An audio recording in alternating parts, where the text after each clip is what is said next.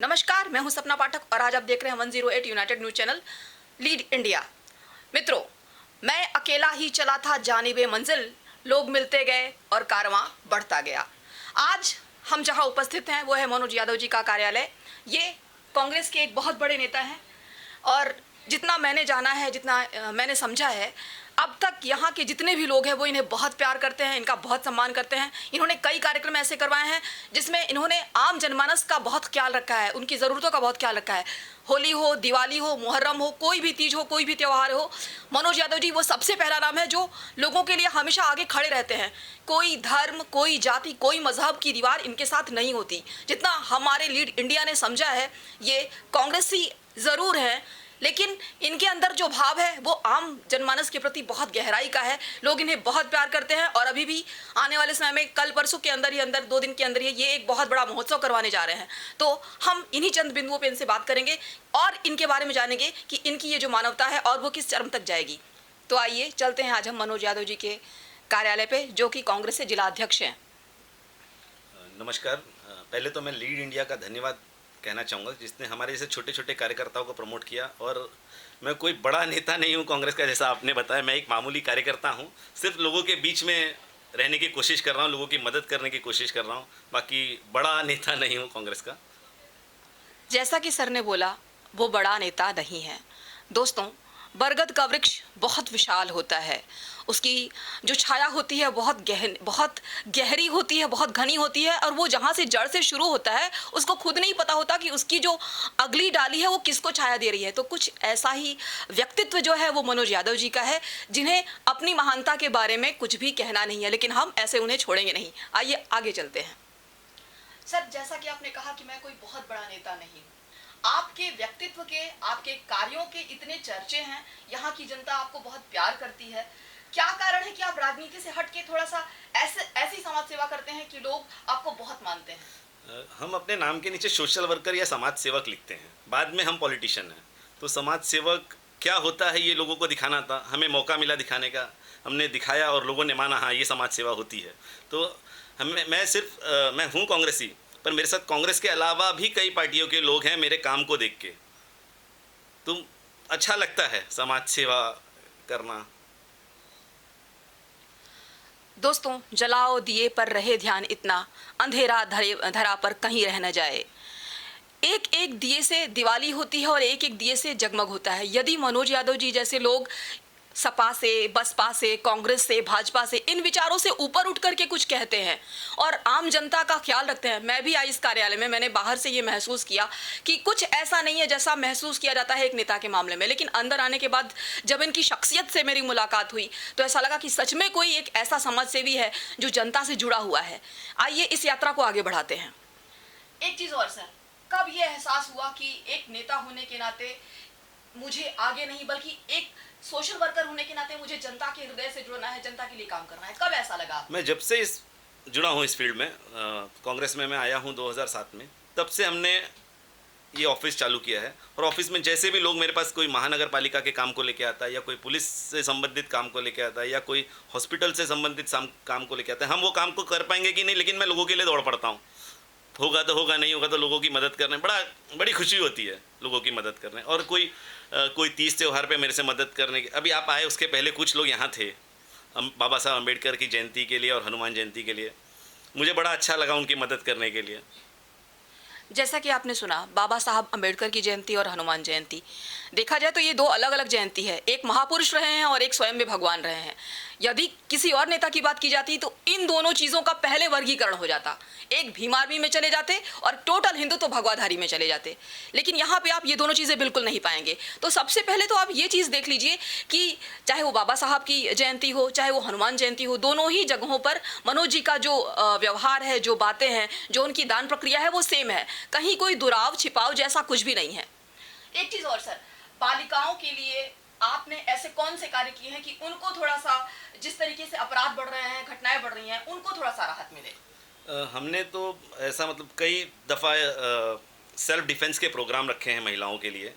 हर महिला दिवस पे हम ऐसे कुछ ना कुछ करते हैं महिलाओं के लिए। ये बार हमने किया था, आंगनवाड़ी की सेविकाएं होती हैं जो आंगनवाड़ी में काम करती हैं, उनका काम रहता है हमारे हेल्थ का अपडेट लेना। हमारे वहाँ बहुत बड़ा स्लम है, यहाँ कम से कम 10,000 की आबादी होगी, तो ये हमारे हेल्थ का अपडेट हेल्थ डिपार्टमेंट को पहुँचाते हैं, तो उनको लोगों का वेट करने के लिए मशीन लगती है, तो वो सारी मशीनें हमने दी है। ये जो भी यहाँ पे जितने भी हेल्थ के हैं ना, आंगनवाड़ी के, यहाँ पे जवाहर नगर में, सिद्धार्थ नगर में, सबको हमने मदद की है महिलाओं की। ऐसे महिलाओं के प्रति हम लोग थोड़ा थोड़ा सेल्फ डिफेंस का कार्यक्रम हो गया या हल्दी कुमकुम के माध्यम से कनेक्ट होने की कोशिश करते हैं। अभी हमारा एक चल रहा है, हम सिलाई के क्लास और ब्यूटिशियन के कोर्स करने का, तो ये हमारा सेटअप एक चालू है। आने वाले समय में मैं जल्द ही वो स्टार्ट करूँगा और आप लोग को बुलाऊँगा इसकी ओपनिंग के लिए। यत्र नारेस्तु पूज्यते रमन्ते तत्र देवता, यानी कि जहाँ से महिलाओं की पूजा शुरू होती है, जहाँ पे महिलाओं की पूजा होती है, वहीं पे देवताओं का निवास होता है। ऐसा हमारे श्लोक वेदों और शास्त्रों में लिखा गया है। यहाँ तक कि मनोज जी ने महिलाओं के लिए एक साक्षरता प्रोग्राम भी रखा और आगे चल करके वो इनके रोजगार पे भी बहुत कड़ी मेहनत करने वाले हैं, बहुत ज़्यादा योगदान करने वाले हैं। मित्रों, कहा जाता है कि यदि एक नारी साक्षर हुई तो उससे 2 परिवार साक्षर हो जाते हैं, लेकिन यदि एक पुरुष साक्षर होता है तो उससे पूरा एक समाज साक्षर होता है। ये 2 परिवार से पूरा एक समाज चलता है। अच्छा है कि इन्होंने महिलाओं के लिए कुछ सोचा और उनके लिए कार्य कर रहे हैं। आइए जानते हैं कि अन्य किस वर्ग के लोगों के प्रति इनकी जो दयालुता है वो कुछ ज़्यादा है। अभी फरवरी में हमने एक ये रिक्शा वाले जो भाई होते हैं हमारे, मैं एक पॉलिटिकल आदमी हूँ तो थोड़ा सा पॉलिटिक्स भी चलती रहेगी, तो मैंने एक वार्ड पकड़ रखा है। उस वार्ड के अंदर के जितने भी रिक्शा वाले हैं, तकरीबन 180 रिक्शा वालों का हमने एक्सीडेंटल इंश्योरेंस किया है। 1 लाख रुपए तक का इंश्योरेंस, अगर उनको कुछ उनको परमानेंट डिसेबिलिटी होती है या उनका डेथ होता है तो उनके परिवार को 1 लाख रुपया मिलेगा। ऐसे 180 परिवार को मैंने रजिस्टर्ड किया हुआ है। मेरे पास यहाँ पे उनके अभी इंश्योरेंस की पॉलिसी भी आई हुई है, यहाँ पर पड़ी हुई है। और अभी आने वाले समय में हम फेरी वाले भाई जो भी हमारे वार्ड में लगते हैं और घर में काम करने वाली बाइयों, उनके लिए हम एक हेल्थ कार्ड इशू करने जा रहे हैं। एक अच्छे से अस्पताल में वो साल में 3 बार फ्री में अपना इलाज करा पाएंगे। ये हमारा आने वाले समय का एक कार्यक्रम है। कौन सोचता है इस तरीके से दोस्तों, फेरी वाले के बारे में, रिक्शा वाले के बारे में या काम वाली बाई के बारे में? ये समाज का वो वर्ग है जो बहुत ज़्यादा दलित है, कुत्सित है, विचलित है, उपेक्षित है। इनके विषय में यदि कोई इस तरीके से सोचता है तो आप उसे महामानव की संज्ञा नहीं देंगे तो क्या देंगे? अब आप, जैसा कि आपने सुना, 180 रिक्शा वाले, उनका इंश्योरेंस किया गया। अगर इन केस उनके साथ कोई भी घटना घटती है तो उन्हें 1 लाख रुपए इंश्योरेंस के रूप में मिलेंगे। यदि कोई फेरी वाला है या काम वाली बाई है तो उनके लिए एक अलग से अस्पताल की व्यवस्था होगी। मुंबई जैसे एरिया में जहां राजनीति को लेकर के भी अपनी एक वर्चस्व की लड़ाई चलती है, आए दिन कहीं भाजपा का आंदोलन है, आए दिन कहीं किसी अन्य दल का आंदोलन है, लेकिन यदि आप ये देख रहे हैं कि कोई इन चीज़ों से हट करके काम कर रहा है तो वो सच में किसी ऐसे व्यक्ति के प्रति, उन लोगों के प्रति, हमारे जो बॉम्बे में खासकर जो देखा जाता है, लोकल ट्रेन से चलने वाले बहुत से लोग, मच्छी वाले इससे चल रहे हैं, फेरी वाले इससे चल रहे हैं, ऑटो वाले इससे चल रहे हैं, इनके लिए यदि कोई सच में सोच रहा है तो वहाँ पे आप प्लीज इस दृष्टिकोण से कतई ना देखिए कि ये कांग्रेस है, ये भाजपा है, ये सपा है, ये बसपा है। इस नजरिए से तो बिल्कुल देखने की आवश्यकता नहीं है। यहाँ आवश्यकता है एक ऐसे इंसान के दिल को देखने की जो इतनी गहराई से महसूस कर रहा है कि हाँ, इन महिलाओं को, इन बच्चियों को, इन फेरी वालों को, इन रिक्शे वालों को सच में ज़रूरत है। हम उनके लिए क्या कर रहे हैं, कितना कर रहे हैं? आपने देखा कि मनोज जी ने कितनी ऐसी बातें की कि हाँ, उनके लिए सच में कार्य कर रहे हैं। राजनीति से हट करके ये आम जनमानस से जुड़े हुए हैं। आइए कुछ चर्चा करते हैं राजनीति पर भी इनसे। सर, आप व्यक्तिगत रूप से इतना कार्य कर रहे हैं, फिर आपको इस राजनीति में आने की क्या आवश्यकता पड़ गई? राजनीति में तो मैं राजनीति में आया था समाज की सेवा करने के लिए। राजनीति चलती रहती, जो इसे आजकल एक कहावत चल रही है, लोग अपने टैगलाइन लगा के रखते हैं कि 20% पॉलिटिक्स, 80% सोशल वर्क। तो मैं वो सोशल वर्क पे ध्यान दे रहा हूँ फिलहाल। वो 20% तो अपने आप चलता रहेगा। पार्टी हमें धरना प्रदर्शन देती है, हम रास्ते पे रहते हैं, महंगाई के खिलाफ रहते हैं, कभी कोई बलात्कार हो गया कहीं तो उसके लिए सड़क पे रहते हैं, वो चलता रहेगा। समाज की सेवा जो 80% लिखते हैं वो 80% पे जोर दे रहा हूँ फिलहाल मैं, और समाज की सेवा में लगा हूँ। फिर उसका रिजल्ट जो आएगा देखा जाएगा। मित्रों, राजनीति और ठेकेदारी को खासकर जोड़ा जाता है। क्यों जोड़ा जाता है, आप थोड़ा सा समझिए। यदि कहीं से टेंडरिंग मिली, हमारा अच्छा खासा एक वर्चस्व है, हम विधायक हैं, सांसद हैं, तो जाहिर सी बात है हमारा कोटा सुरक्षित है। वो आईएएस आईपीएस ऑफिसर, उसकी इतनी मजाल नहीं है कि वो हमारी इच्छा के बिना कोई टेंडर पास कर दे। ठीक है, ये दलाली यहाँ से शुरू होती है और न जाने कितने झुग्गी झोपड़ी से निकल करके आज 5 मंजिला 6 मंजिला इमारतों के स्वयं में स्वामी हो गए हैं। 3-4 फ्लैट बंगलो बहुत छोटी चीज़ हो जाती है उनके लिए। कब दुबई पहुँच जाएंगे और कब वहाँ पर एक मकान हो जाएगा, ये भी बहुत छोटी चीज़ हो जाएगी। लेकिन अगर आपको ऐसे में भी ये लगता है कि किसी का इंटरेस्ट राजनीतिक या होने के बावजूद भी राजनीति में नहीं है, तो यानी कि उसको नंबर 2 की कमाई नहीं करनी, उसको आम जनता के लिए बहुत कुछ करना है। देखिए, मैं ये नहीं जानती कि बीजेपी कैसे क्या कर रही है, कांग्रेस क्या कर रही है, सपा क्या कर रही है, बसपा क्या कर रही है, लेकिन मैं ये जरूर जानती हूँ कि आने वाले समय में यदि इसी विचारधारा से, इसी तरीके से मनोज जी काम करते रहे और अगर वो खड़े होते हैं, निर्दलीय भी खड़े होते हैं, क्योंकि कांग्रेस कहाँ पहुंची है, उसका क्या भविष्य है, क्या अतीत है, इस पर चर्चा नहीं करेंगे, क्योंकि हम लीड इंडिया से केवल भारत का प्रतिनिधित्व कर रहे हैं और ऐसे लोग ही भारत का प्रतिनिधित्व कर सकते हैं जिनमें सच में ये साहस है कि वो आम लोगों के लिए काम कर रहे हैं। जितना हमारे चैनल ने देखा और महसूस किया, मनोज जी ने सच में काफी लोगों के लिए बहुत ज्यादा काम किया है। अब उस पर यह विचारधारा कि राजनीति में रहने के बावजूद भी राजनीति के इस दलदल में कूदना नहीं है और इस तरीके से धन का अर्जन नहीं करना है। क्यों नहीं करना है, आइए जानते हैं क्यों नहीं करना है सर इस तरीके से धन का अर्जन। ऊपर वाले ने सब कुछ दिया हुआ है, अच्छा कमा खा रहा हूँ, कोई जरूरत नहीं है धन, राजनीति से धन बटोरने की मुझे कोई जरूरत नहीं है। परंतु 80% लोग धन बटोरने के अब वो मैं दूसरे क्या कर रहे हैं क्या नहीं कर रहे हैं, किसी के घर पे मुझे पत्थर नहीं मारना है, खुद का घर संभालना है और संभाल रहा हूँ मैं। मित्रों, एक पॉलिटिकल होने के बावजूद भी, एक सोशल वर्कर होने के बावजूद भी मनोज जी बहुत अच्छे इंसान हैं। तो राजनीतिक और सोशल वर्कर से हट करके एक पर्सनल सवाल पे आते हैं और वो सवाल क्या होगा आइए देखते हैं। इसके अलावा किस क्षेत्र में इंटरेस्ट है सर आपका? मेरा ट्रांसपोर्ट का बिजनेस है, छोटा मोटा चल रहा है और स्पेयर पार्ट्स की दुकान है, तो उससे हमारा छोटा सा परिवार है, चल रहा है। कोई ज़्यादा इच्छा नहीं है, कर ले रहा हूँ मैं। फ्यूचर के लिए जो बच्चों के लिए करना है वो भी हो रहा है, अपना घर भी चल रहा है और लोगों की सेवा भी कर ले रहा हूँ मैं इसमें।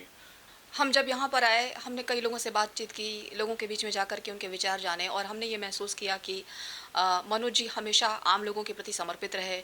कोई भी ऐसा समय नहीं रहा है जब वो मतलब अवेलेबल नहीं होते हैं। यदि आप किसी कारण से किसी भी समस्या में घिर करके यदि आप उन्हें एक फ़ोन मिलाएंगे तो आप देखेंगे अगले पल वो आपकी सेवा में खड़े रहते हैं। आइए ये जानते हैं कि क्या व्यक्तिगत जीवन में ऐसी कोई समस्या नहीं आती कि उनकी पत्नी कभी इस तरीके की कोई शिकायत करे कि आप इतना अवेलेबल कैसे हैं? ये आप घर पे झगड़ा करवा दोगे ये सब सवाल कर करके। ये अक्सर ये सवाल होता है घर पे भी कि आप हमेशा सुबह 6 बजे निकल जाते हो, कभी रात को पुलिस स्टेशन में रह जाते हो, हमें वक्त नहीं देते हो, तो ये चलता रहेगा। ये सवाल थोड़ा सा डेंजर है मेरे लिए, घर के लिए। फिर भी सर, हर इंसान की अपनी एक लाइफ होती है, हर इंसान का अपना एक समय होता है, वो परिवार के लिए निश्चित रखता है, दोस्तों के लिए निश्चित रखता है, समाज के लिए निश्चित रखता है। लेकिन वो पूरी तरीके से अगर इंसान ऐसा हो जाएगा कि हाँ टोटल समर्पित है, तो ऐसा होने के कारण क्या व्यक्तिगत जीवन में कुछ तो समस्या आती होंगी? आइए जानते हैं। बहुत समस्या आती है, मैं यहाँ बता नहीं सकता हूँ कितनी समस्या आती है, पर धीरे कोशिश करता हूँ घर वालों को भी टाइम दूँ, बच्चों को टाइम दूँ।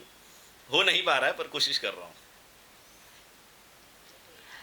यानी कि आम जनता का साथ देने के कारण कभी कभी घर में थोड़ा बहुत कोहराम के चांसेस होते हैं। फिलहाल आपकी धर्मपत्नी को ये अच्छे से पता होगा कि मेरे जो पतिदेव हैं वो मेरे पतिदेव बाद में हैं, पहले समाज के सेवक हैं और यही कारण है कि वो समाज सेवा कर रहे हैं। और ये समाज सेवा कहाँ तक लेकर के जाएगी उनको, क्योंकि हर एक की एक इच्छा होती है कि उनका जो नेता है या उनके जो समाज सेवक हैं वो एक दिन जनप्रतिनिधि चुन करके आए, किसी बड़े पद पर पहुँचे, वो मिनिस्टर हों, वो MLA हों, वो संसद भवन में जा कर के अपनी बात रखें। जब पर्सनल लेवल पर मनोज जी इतना कार्य कर रहे हैं तो क्या आगे उनकी ऐसी कोई इच्छा है कि वो जनप्रतिनिधि चुने जाएं? और अब आज जो ये पर्सनल लेवल पे कर रहे हैं, कल ये गवर्नमेंट लेवल पे कर सकते हैं। आइए जानते हैं। हर आदमी की एक महत्वाकांक्षा होती है, तो मेरी नहीं है ऐसा नहीं है, मेरी भी एक महत्वाकांक्षा है। मैं लोगों का नगर सेवक बन के आऊँ और जो काम मैं अपने निजी खर्च से कर रहा हूँ वो सरकार से लाके लोगों के बीच में लोगों की चीज़ लोगों तक पहुँचाऊँ, जो नहीं पहुँच रही है फिलहाल। वो चाहता हूँ मैं एक नगर सेवक बन के लोगों का काम करूँ। मित्रों, नगर सेवक बनने के बाद हम चाहेंगे कि वो जो अब तक व्यक्तिगत स्तर पर कर रहे हैं वो आगे करें और भगवान करें कि वो इलेक्शन में जीतें और नगर सेवक की पदवी पर जनता उन्हें आसीन करे। व्यक्तिगत रूप से जितना भी मनोज जी कर सकते हैं वो लगातार कर रहे हैं और आने वाले समय में हमारी बहुत महत्वाकांक्षा है कि वो चुने जाएं एक मजबूत जनप्रतिनिधि के रूप में और आगे बढ़ें। हमारी शुभकामनाएं हमेशा उनके साथ हैं। इतने अंधे समाज में जहां धन की लोलुपता इतना ज़्यादा है, यदि ऐसा कोई व्यक्ति है जो राजनीति से हट करके सिर्फ आम जनमानस के लिए काम कर रहा है तो निश्चित रूप से वो काबिले तारीफ है। लीड इंडिया से मैं हूं सपना पाठक। मिलते हैं मनोज यादव जी से अगले अंक में। नमस्कार।